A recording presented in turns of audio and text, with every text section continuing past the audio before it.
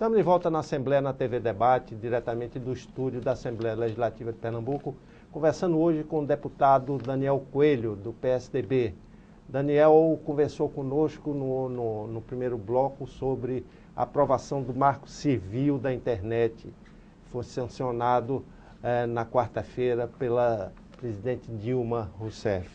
Mas vamos conversar agora sobre a presença da internet na campanha eleitoral. Recentemente, o pré-candidato do PSDB à presidência da República, Aécio Neves, foi vítima de uma guerrilha cibernética, guerrilha na internet. E isso tende a acontecer várias vezes com outros candidatos também, talvez com Eduardo Campos e talvez com outros candidatos, em que a internet se mobiliza de uma forma negativa para difamar, para agredir candidatos que não compartilham das mesmas ideias.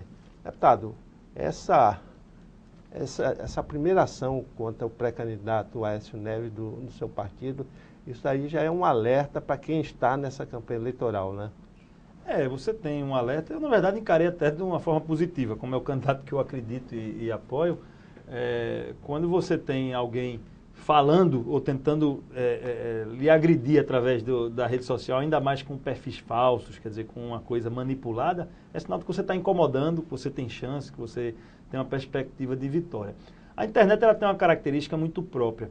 Como qualquer um pode postar ali, sendo inclusive uma pessoa verdadeira ou falsa, a internet ela tem essa característica livre que dá ao telespectador, a quem está assistindo, a quem está recebendo a informação, sempre aquela dúvida: será que essa informação é falsa ou verdadeira?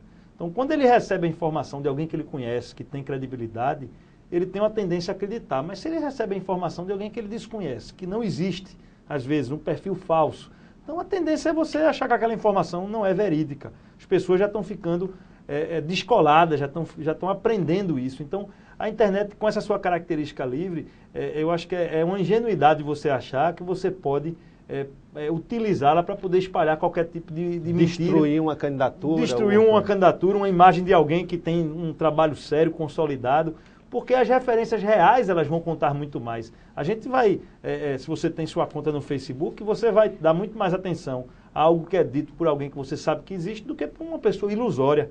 Então, essa questão da guerrilha, da contra-propaganda na internet, eu acho que ela tem um seu papel limitado. A grande força é a manifestação espontânea. E aí você vai ter, quando a eleição começa, a gente já sabe. Eu já senti isso um pouco na última eleição municipal e agora nessa eleição desse ano, eleições gerais para governador, para senador, deputados federais, estaduais e presidente, você vai ter, quando a campanha começa, o engajamento das pessoas. As pessoas começam a opinar, começam a defender seus pontos de vista e isso vai contar muito mais do que essa coisa dessa guerrilha falsa com perfis que não existem de fato e por isso leva um pouco a credibilidade. A guerrilha do bem, como você falou aí agora, isso daí deve ser uma prática organizada ou é meramente espontânea? Você tem ela de forma espontânea, mas ela pode ser organizada também. Posso colocar, por exemplo, ações que nós do PSDB estamos fazendo. Nós estamos fazendo em diversas cidades brasileiras seminários para as pessoas que têm militância no partido aprenderem a serem um militante do bem, assim, como defender suas ideias. Quer dizer, não é uma coisa orquestrada para atacar ninguém, mas para defender aquilo que você acredita, como colocar os seus argumentos sem agredir os outros, respeitando a pessoa que recebe a informação. Então você pode tentar dar um certo nível de organização. Agora, a pessoa precisa de forma espontânea querer fazê-lo, querer dedicar o seu espaço na internet a opinar, a discutir. Então eu acho que tem um pouco de organização sim nisso. Acredito que os demais partidos estejam também com um planejamento, porque a internet vai ter um peso grande nas decisões que vão ser tomadas. Você tem a possibilidade, é difícil a gente hoje conseguir se reunir com 50, 60 amigos. E o cidadão comum, ele tem na sua rede social, no seu perfil ali, 100, 200 pessoas que convivem com ele. E ele poder mandar o seu recado para 200 pessoas pela internet é uma facilidade. Então, se você tem uma quantidade grande de pessoas engajadas num projeto, elas podem utilizar a internet como uma ferramenta importante. A Justiça Eleitoral, tanto no nível federal quanto estadual, ela apresentou, pelo menos nas campanhas passadas, e prepara para esta campanha, uma série de restrições do uso da internet. Essas restrições podem abafar esse plus que a internet dá aos candidatos? Algumas delas foram bobas, né? Acho que até de desconhecimento realmente. Quem legislou sem nenhuma noção do que significa a internet. Quer dizer, você limitou a possibilidade de comunicação de alguns candidatos através das redes sociais. O que não aconteceu de fato, porque o candidato, ele antes disso é um cidadão e ele pode falar o que ele quiser dentro da rede social, você não tem como impedir. Quer dizer, a internet ela é livre por natureza, né? Então não funcionou muito bem. Na restrição que você tem em relação a comprar espaço na internet, eu acho que ela é positiva. Quer dizer, não permitir que um candidato, durante o período eleitoral, ele pague para poder ter matérias publicadas nos sites. Então aí é uma coisa diferente, porque você está limitando a utilização do poder econômico, do dinheiro. Então aí eu acho que é positivo você ter essa limitação para que a internet ela seja livre, sem a influência do poder econômico, que as pessoas se manifestem de acordo com a sua capacidade de articulação e com o engajamento que a sociedade vai ter para as suas ideias, e não pagando e comprando espaço dentro do período eleitoral. Isso eu acho que é importante. A tentativa de controlar o que a gente faz na internet, ela no fim, ela termina não funcionando, porque a internet tem um perfil que é impossível você controlar o cidadão de se manifestar, de dizer o que pensa, de dizer em quem vota. Isso é um direito individual de cada um.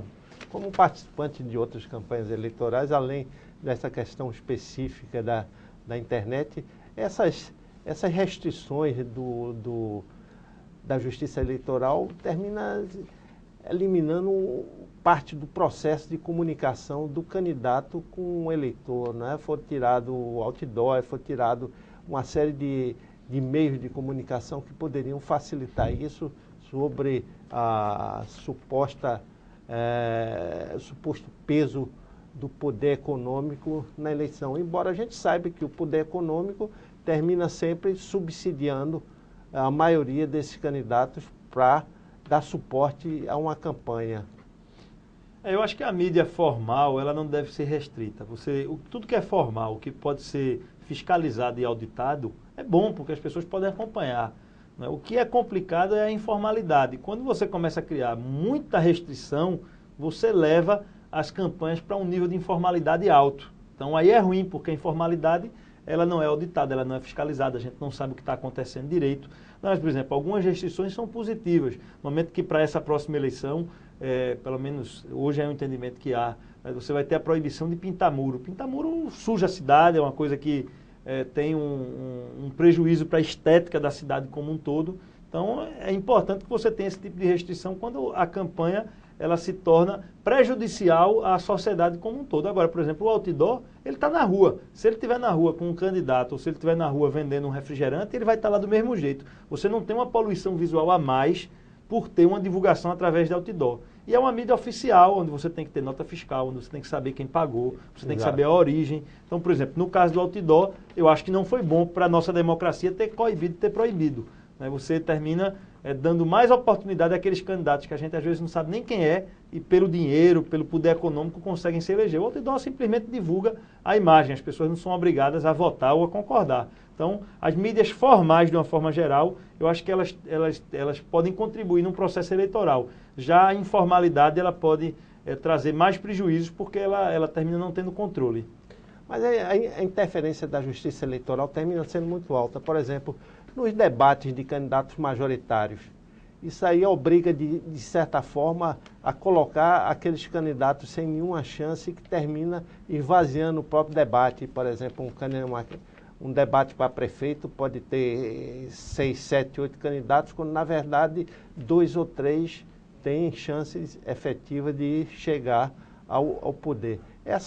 Esse tipo de engessamento, isso daí não afeta um pouco a liberdade de imprensa, não?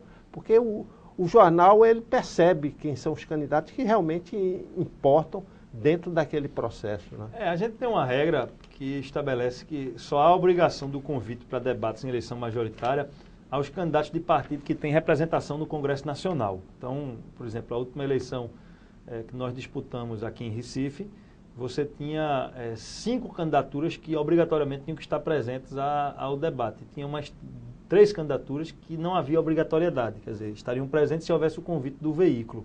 Então você tem uma certa limitação. Eu também acho perigoso deixar completamente livre.